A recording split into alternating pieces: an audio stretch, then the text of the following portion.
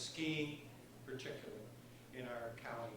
We hereby induct your father to the Chautauqua Sports Hall of Fame. Congratulations.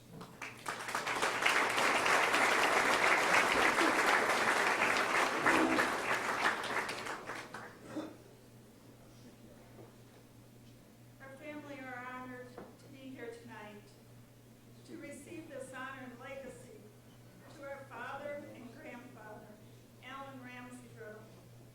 Thank you to the selection committee of the Chautauqua Sports Hall of Fame and all of the people who supported and recommended him for this honor. For many of you, skiing and ski jumping is not a sport that you're all familiar with, especially if you reside in our area. Ski jumping is a very exhilarating and challenging sport, and as I mentioned previously in the video, his family was very competitive, and each family member excelled in many different sports, from hockey to football to curling, track, and golfing. We are happy to have our cousin here with us from Montreal. She joined us. Her father, my uncle, he was a professional golfer.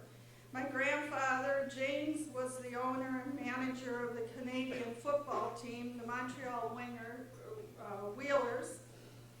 Wheelers, and they won the Grey Cup in 1931. So Dad's place in his family was ski jumping. And he enjoyed it, and he excelled in that the most. He imagined what ski jumping would have been like in the 1930s and the 1940s. Ski jumping on hickory or wood skis at that time with leather straps. In comparison to the skis now, primitive metal bindings. It was very challenging and actually very scary, I'm sure, in those days.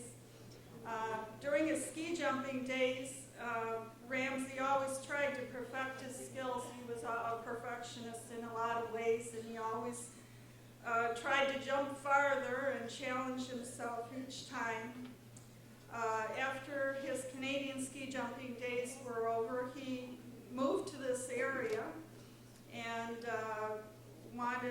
that was prior to the establishment of Peak and Peak.